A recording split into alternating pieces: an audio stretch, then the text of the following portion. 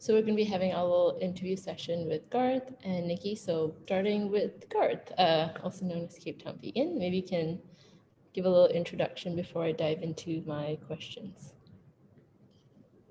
I can give a little introduction. You can give a little introduction. There's not much to there's not much to introduce. I became vegan 6 years ago now. Actually, August was my 6-year anniversary. I became vegan at a time in South Africa when I believe veganism was in its infancy. There were very few restaurants. There were very few options in stores, and I sort of found the username or handle CapeTownVegan. I made what was a very little website, made a Facebook page, and I did all of that just to sort of track and document places in and around Cape Town that had very few vegan options. And I think the trend from that point, I started at the right time, because the trend picked up astronomically to a point now where I can't keep up with all the delicious food offerings in and around Cape Town and South Africa. I was mentioning earlier to Kaylee how the food options in Johannesburg are just absolutely exceptional. My full-time job is that of a lecturer, completely unrelated to veganism. So everything to do with veganism is sort of a passion project, really, or some sort of side hustle. And I became vegan because, and a lot of people might not believe the story, I saw a fortune teller or card reader, and in 2015, and she told me I was going to become vegan. And at the time, I was very carnivorous. I'd never eaten tofu or quinoa or any one of those kinds of things. That scared me. And overnight I became vegan. I just sort of gave up. My body stopped craving meat, and just something sort of shifted, a bit of a paradigm shift. And everything I saw was no longer food, but it was some form of sentient being, which I'm sure all of you can now identify with. That's my not so brief introduction. Thank you for sharing, and happy vegan anniversary. Thank you. How did you first find out about Abillion? I actually haven't shared the story with any of you before. And it's actually a very embarrassing story. So I'm going to share it now for the first time. True story. Someone in South Africa, a Frenchman who had moved to South Africa, had been in contact with Vikas, who's obviously the founder of Abillion, and had contacted me via email and said, I'd like to connect the two of you. I think this would be a great fit. Vikas is doing this sort of this app thing that will raise money for animal sanctuaries, and this was a very long time ago. And I get a lot of those kinds of emails virtually every single day. People with ideas or suggestions. So I was like, "Hi, nice to meet you. We'll chat sometime." And I completely forgot about it. And then out of the blue, it was actually my partner Matt, who my followers all know as Bay. Matt actually said to me, "Have you seen this amazing thing called Abillion?" So I was like, "It sounds very familiar. I think someone told me about it ages ago." This was when it had just come out. And he started doing reviews and donating money. And he kept saying, "You have to join it. You have to join it. You have to join it." So I was like, "Oh, this is so annoying." So I think actually I got an email from Abillion before I actually even joined the app, which is incredibly embarrassing. But I joined the app, and I've done, I think, 300 odd reviews, which is not that much compared to what other people have done. But that was my introduction. That goes way back before the app was sort of even first available to the public. Cool, thank you. I actually didn't know that either, that you're like an OG of the OG stuff. Like, so embarrassing. What has your ambassador journey been like so far, and what does being an Abillion ambassador mean to you? Honestly, the journey has been incredibly simple. And I'm not saying this because all of you are sitting in front of me, staring at me. It's very seldom that I've been involved in any kind of project, paid, unpaid, charity, whatever, nonprofit. I've never been involved in a project where the pioneers of the project or the team behind the project are so passionate. So what's really nice for me is it makes me feel like I want to invest time and energy into a billion, because for argument's sake, there are two things that really, really impress me. And I'm not easily impressed, to be honest. The first thing is that you guys provide us with resources. So often a charity or nonprofit will say, we want your help, will you do something for us? But then there's nothing from their side to actually, even something as simple as designing a graphic, which I have zero creativity or skill. The ambassador dashboard, the resources that you provide, the video content, the competitions, the money to give our followers in terms of competitions, all those kinds of things are really valuable to me because it saves me time and it actually makes me excited to be able to partner with a billion. So I think the journey has been incredibly easy.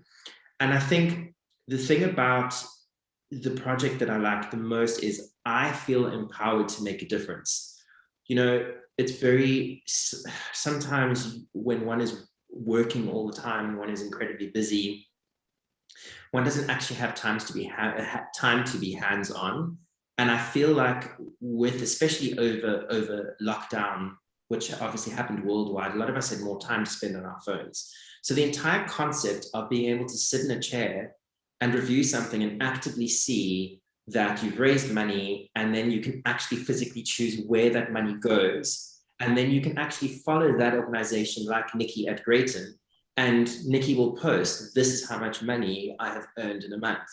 That makes me feel empowered, not only as an ambassador, but as a user of the app as well. Thank you so much for sharing that.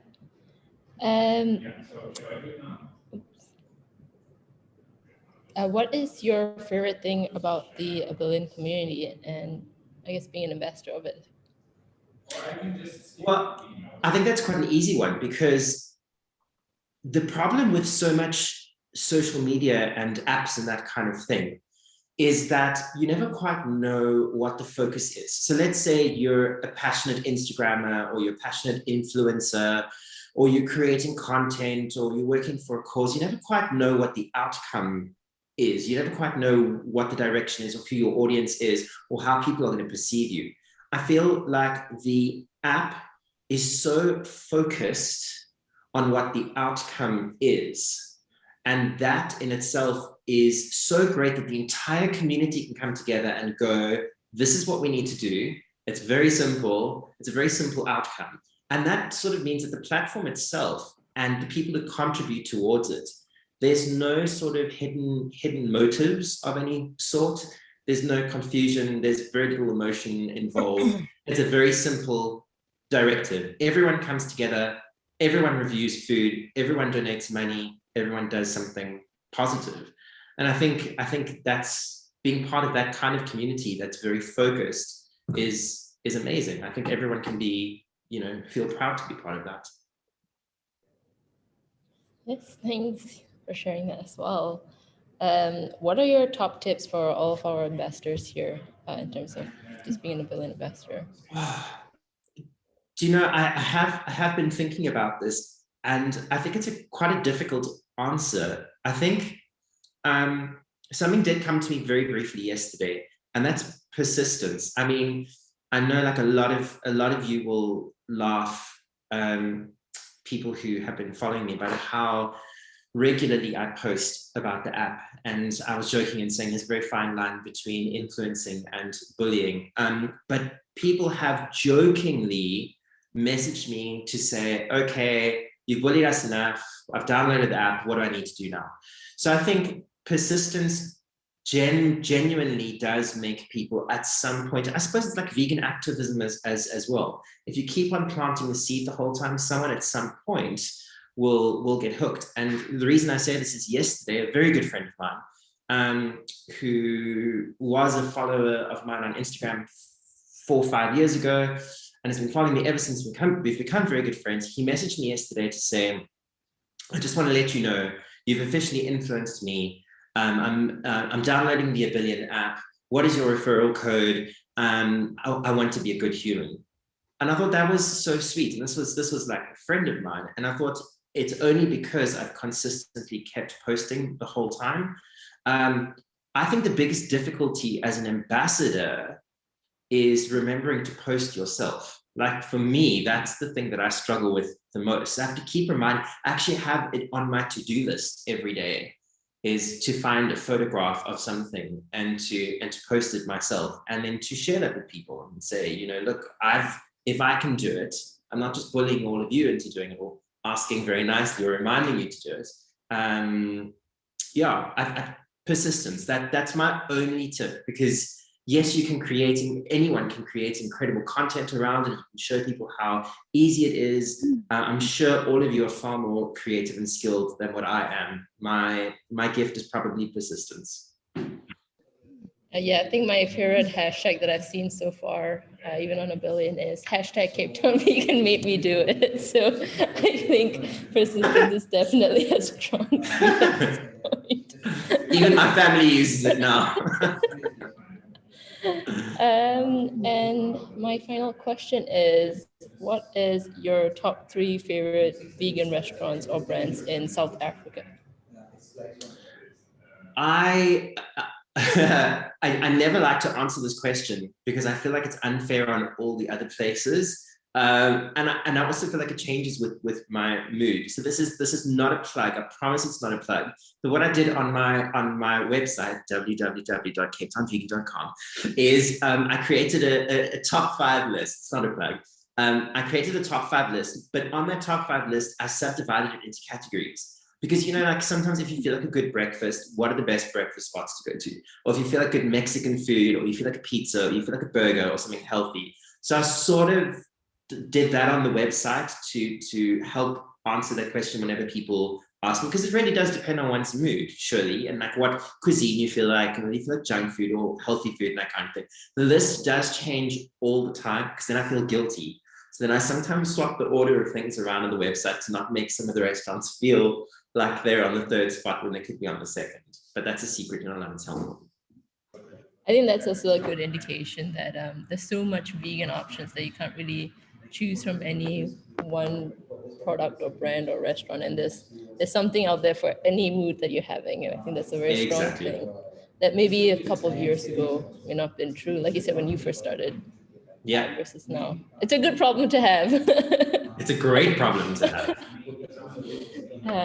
So yeah, thank you. If you got any questions for Garth, we'll address them at the end of Thank you. the end of it.